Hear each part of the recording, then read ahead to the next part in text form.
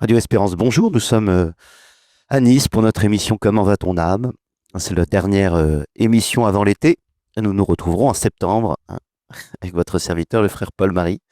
Et je voudrais finir avec vous ce que j'avais essayé de commencer, c'est-à-dire la résurrection du Christ dans toute son étendue. Et je voudrais parler notamment de la vie ressuscitée du chrétien, hein. Le Christ ressuscité, euh, il n'est pas, il est le premier, hein, d'une longue série, et donc il veut ressusciter les siens, hein. Hein, il est ressuscité pour nous, hein, disait saint Paul. Eux pour qui il est ressuscité. Le Christ est ressuscité des morts, hein, pour que nous marchions, hein, dans une vie nouvelle. Hein.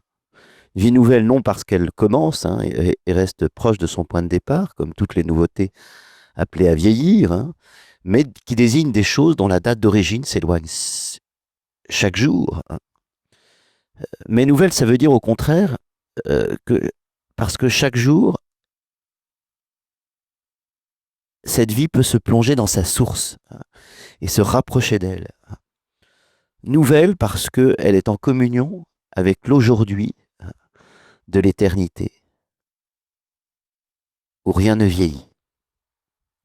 Donc avant de réfléchir aux principes et aux applications de cette vie, hein, je voudrais qu'on la regarde, euh, comment elle est vécue, hein, dans la conscience de l'homme, hein, et notamment chez Paul, hein, où dans un même moment, il a rencontré le Christ vivant, il a adhéré à sa résurrection et en a reçu, hein, la manière de vivre.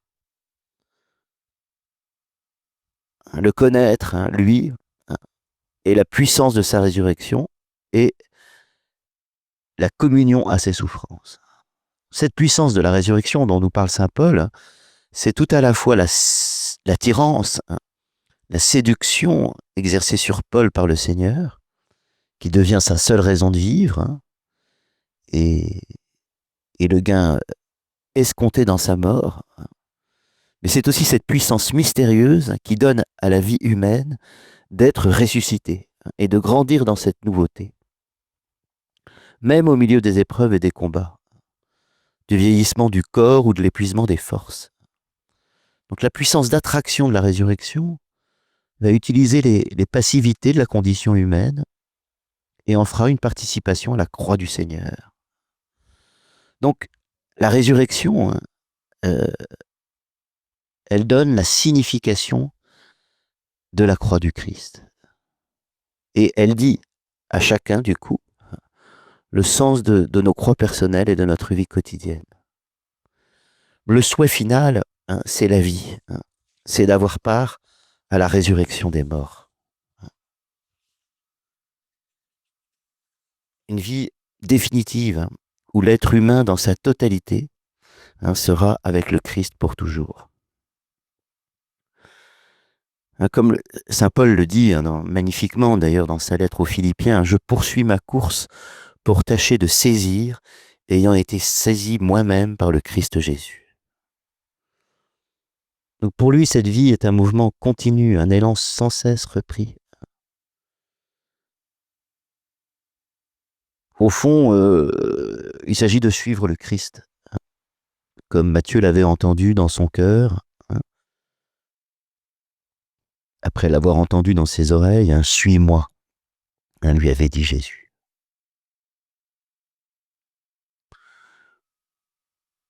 Et euh, Jean, Saint Jean, hein, savait par expérience la plénitude de sens, hein, de ce suis-moi. C'est pour ça qu'il ajouta, hein, euh, demeurer avec lui, hein.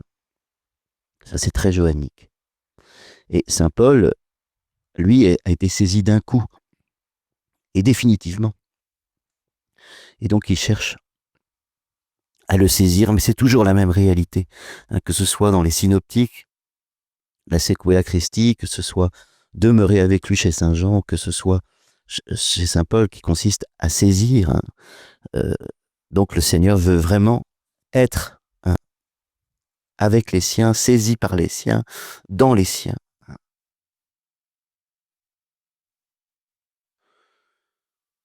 Et c'est pour ça que saint Paul dit, si je vis, ce n'est plus moi, mais le Christ qui vit en moi. Alors cette vie dans le Christ, cette expression dans le Christ, vous vous rendez compte, elle se retrouve plus de 160 fois dans les lettres de saint Paul. Dans le Christ. Alors, c'est la vie du Christ qui donne et qui est infiniment plus proche de chacun que sa propre conscience, plus intime à moi-même que moi-même, dit saint Augustin. Vous me verrez parce que je vis et que vous vivrez. La vie du ressuscité, c'est cette relation devenue consciente et pleinement réalisée. C'est une participation à la nature divine reçue de Dieu par le Christ.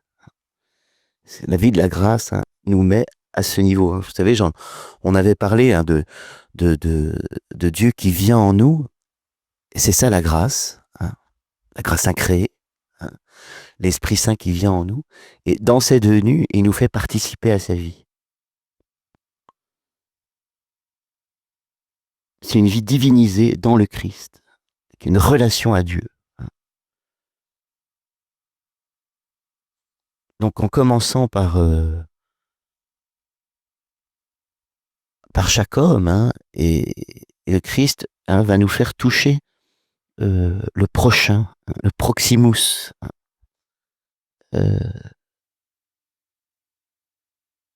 Il va vraiment être au plus intime de nous-mêmes. Et donc ce sont les vertus théologales, de foi, d'espérance et de charité. Et dès le premier texte du Nouveau Testament, aux chrétiens de Salonique, saint Paul dit, croyez, la foi nous donne cette intuition que nous avons une vie en nous, une vie intérieure, qui dit je crois, qui dit j'espère et qui dit j'aime. La foi d'abord, elle nous donne d'être enseignés par Dieu dans le Christ. Vous croyez en Dieu, croyez aussi en moi. Donc c'est Jésus qui en est l'auteur. C'est lui le chef de notre foi. Et c'est lui qui l'amène à la perfection. L'espérance, elle attend de Dieu. Elle s'appuie sur le Christ, puisque le Christ est mort et ressuscité pour nous. Et la charité, eh bien, elle est vraiment l'amour du Christ pour son Père et pour ses frères.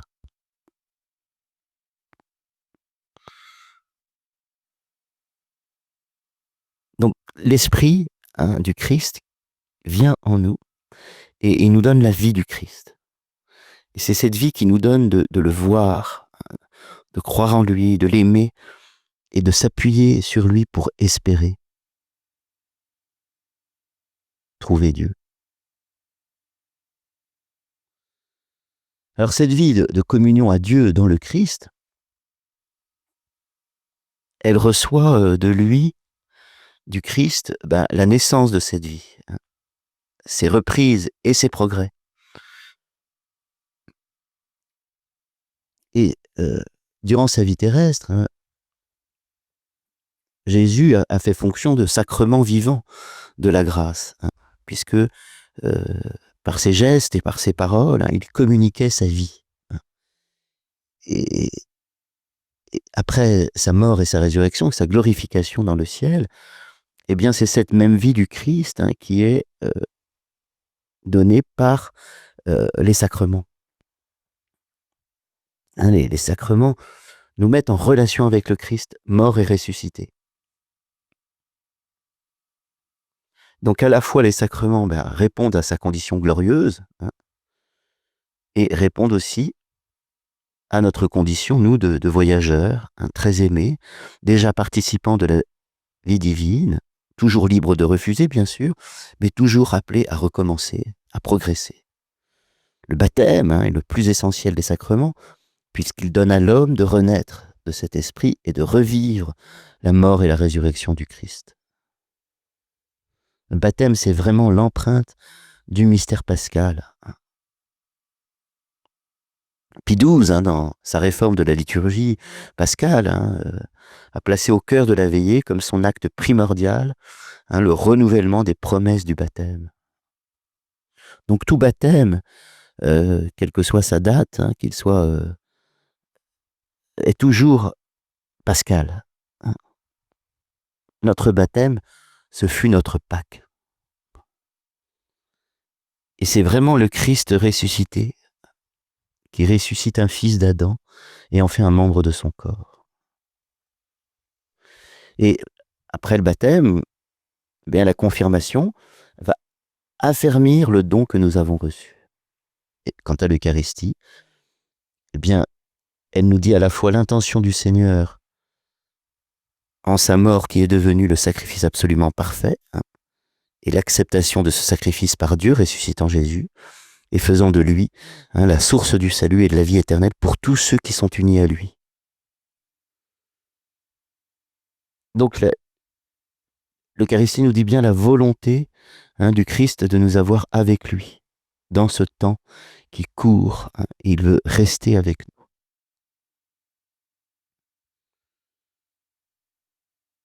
Donc c'est vraiment ici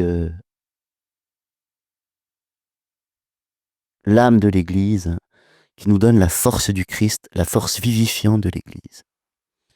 Et si nous le recevons vraiment dans la foi, ben, pour chacun, pour chaque communion, elle peut devenir l'âme de son apostolat, de sa mission. Donc vivant, le Seigneur veut rendre également vivant celui qui se nourrit de lui. Et puis ensuite, il y a le sacrement de la pénitence qui actualise la victoire du Christ sur le péché. Il y a le sacrement des malades qui veut associer toute maladie et toute souffrance à la fécondité de la rédemption. En plus parfois de donner la guérison et la consolation. C'est surtout le sacrement qui va nous permettre de vivre dans l'amour du Christ, dans cet amour qui a donné sa vie pour son Église. Et puis il y a le sacrement du mariage, qui donne son sens et fixe son idéal à l'amour des chrétiens entre eux. Et puis le sacrement de l'ordre, qui est institué justement pour que le Christ tête, le Christ actuellement vivant, puisse rendre présent son amour auprès des siens, concrètement, charnellement, et construire son Église. Et vous voyez, tout est pascal dans tous ces sacrements. Et c'est l'esprit qui vient vivifier les âmes par les sacrements. Et du coup, tout doit être pascal dans notre vie. Tout doit être mort de quelque chose pour ressusciter à autre chose. Et, au fond, la pauvreté, c'est la Pâque de nos avoirs. Une transformation, une autre manière de posséder. La chasteté, c'est une Pâque de notre convoitise, et c'est une autre manière d'aimer. On meurt à quelque chose pour renaître à un nouvel amour. Voilà, le Seigneur vient en nous faire sa Pâque. Comme il le dit, je désirais faire ma Pâque, manger ma Pâque avec vous, manger la Pâque avec vous, avant de souffrir. Alors, on va continuer sur cette manière de vivre la Pâque du Seigneur dans l'Église, mais on va faire une petite pause d'abord.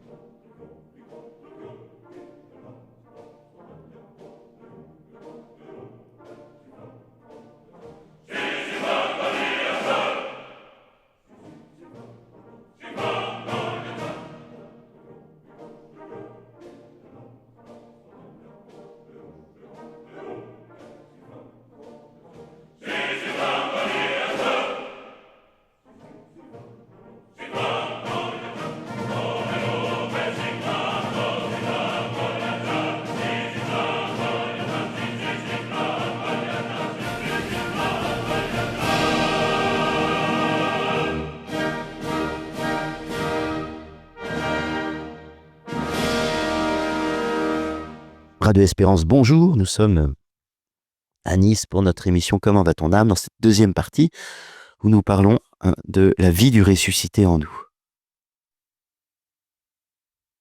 Alors, on avait parlé des sacrements, on peut aussi parler de la parole, évidemment. Au jour de Pâques, le Seigneur a ouvert les intelligences des apôtres au sens de l'Écriture. Et donc on ne peut pas vivre du Christ et être animé de son esprit sans se nourrir de sa parole. Et le récit d'Emmaüs nous suggère l'esprit de cette lecture.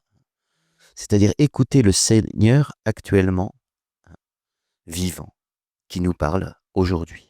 Vous voyez, je ne sais pas si vous avez entendu de ce débat, mais du prêtre qui prêche à la messe, des fidèles allemands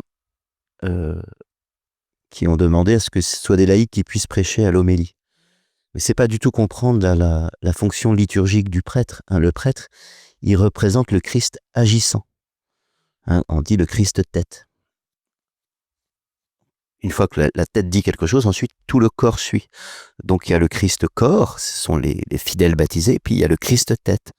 Et ça, celui qui représente le Christ tête, c'est le prêtre.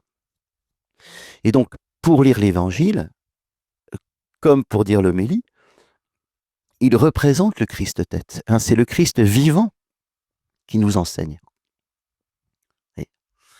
D'abord par son évangile et ensuite par son commentaire à travers le prêtre, à travers la figure du prêtre. Donc il y a une actualisation de la présence du Christ dans la liturgie. En tout cas, tout cela veut dire que quand on lit la parole, cette parole est vivante. C'est toujours la voix de l'unique pasteur que ces brebis reconnaissent. Et donc c'est vraiment la vie du ressuscité en nous, elle se témoigne par ce désir de l'entendre par le Seigneur, car ton serviteur écoute, dit le jeune Samuel. Ou la demande de Saul, qui est terrassé au moment où il est saisi par le Christ. Seigneur, que veux-tu que je fasse? Et donc, parce que toute l'Écriture est de lui, il s'agit de le connaître, lui, dans la lecture de l'Écriture. Lui et sa puissance de résurrection. Car cette parole est vive, elle est vivante et elle est vivifiante.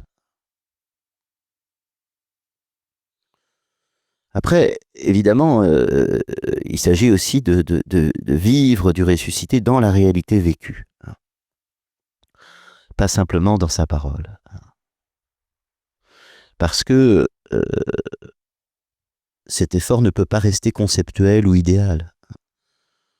Il faut vivre cette réalité d'abord intérieurement et puis extérieurement ensuite.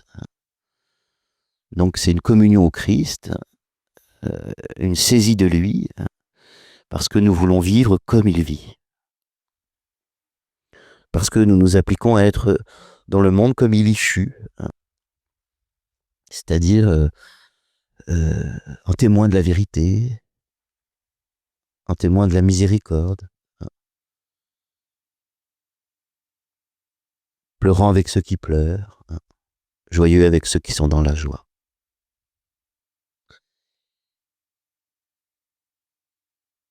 Alors d'abord, dans cette vie vécue, évidemment,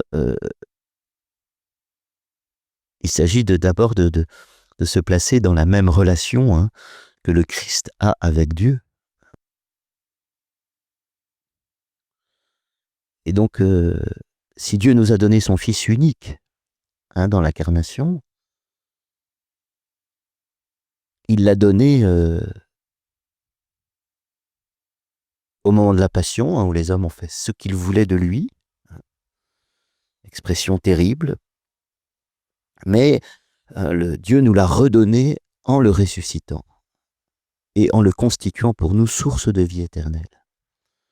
Et il nous a montré ainsi l'amour du Père. Et donc c'est dans cette lumière que nous nous approchons de Dieu avec la même assurance que le Christ avait, c'est-à-dire l'assurance d'être son enfant bien-aimé. Donc Pour tout dire en un mot, au fond, notre relation doit tenir dans ce cri d'un enfant à son père. Dans ce mot qui fut celui du Christ. Abba, Père. Donc le Seigneur vient nous faire partager ses sentiments, comme il veut nous faire partager l'amour dont il est aimé. Et donc le jour de Pâques, on reçoit la révélation de notre filiation adoptive et réelle. C'est d'ailleurs le message que dit Jésus à Marie-Madeleine. Va dire à mes frères, je monte vers mon Père et votre Père. Voilà ce qu'il faut dire. Voilà ce qu'il nous faudra vivre intérieurement. Et puis, l'amour dont Dieu aime l'homme en ressuscitant pour eux son Fils, cette philanthropie de Dieu, selon le mot de saint Paul, va changer radicalement notre condition. Et va renouveler les relations interpersonnelles. Dans l'épître de Jacques, il est dit, ne mêlez pas à ces considérations de personne la foi en notre Seigneur Jésus-Christ glorifié. On ne fait pas exception des personnes. Chacun est auréolé de gloire.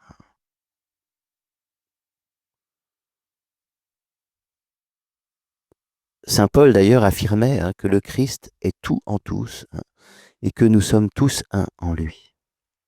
Donc il y a vraiment une humanité nouvelle qui veut naître à Pâques. C'est l'Église appelant l'humanité tout entière. Et donc on a un regard neuf, une nouvelle manière d'aimer, pour que vous vous aimiez comme moi-même je vous ai aimé, dit le Christ. Donc on pourrait évidemment s'étendre très longtemps sur ce sujet, mais il est bon quand même de remarquer que c'est l'esprit de charité que la liturgie pascale fait demander pour ceux qui ont communié à ce mystère. Répandez en nous, Seigneur, dit l'apôtre à prière après la communion, répandez en nous, Seigneur, votre esprit de charité. Pour qu'après nous avoir nourris du sacrement pascal, votre amour paternel garde nos cœurs parfaitement unis. Donc la relation à Dieu, la relation aux autres, ne sont pas des relations superficielles qui nous constitueraient seulement du dehors. Mais ce savoir membre du Christ, c'est toujours se savoir et se vouloir comme être quelque chose de lui, lui appartenir, vivre de lui, comme lui et pour lui. C'est pour ça qu'on meurt au péché et qu'on vit pour Dieu. C'est toujours la Pâque qui est l'horizon de notre jour, de notre aujourd'hui.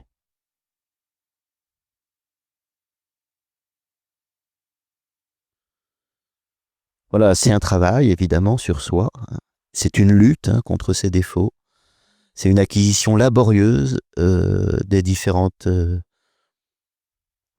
excellences de caractère qu'on appelle aussi des vertus. C'est la transformation aussi par les béatitudes qui ne sont pas une théorie ou un idéal abstrait. Mais c'est de partager par la communion au Christ ses intentions, sa pensée, ses sentiments. Donc au moment où la colère gronde, concrètement, où l'égoïsme se faufile, où le plaisir appelle, eh bien le disciple entend le désir du Seigneur. Il faut que je sois, il faut que je vive en eux, comme il le dit à son Père. Que je vive en eux comme moi je vis en toi, que tu vis en moi. Donc vous voyez que croire que le Christ est actuellement vivant et ressuscité, c'est laisser renouveler par l'esprit de Pâques. Et donc, on ne peut pas s'installer dans la facilité et on ne peut pas évincer la croix.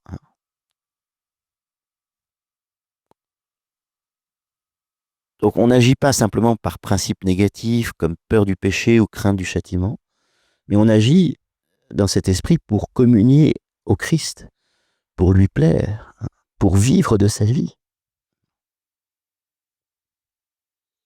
Donc, cette transformation, oui, on le sent bien, n'est pas un travail désincarné ou dans une situation intemporelle. Au fond, ce sont les éléments et les actes les plus matériels de notre vie qui doivent laisser passer le souffle de Pâques et prendre un air de fête. Quoi que vous fassiez, dire ou faire, que ce soit toujours au nom du Seigneur Jésus, rendant par lui grâce au Dieu Père.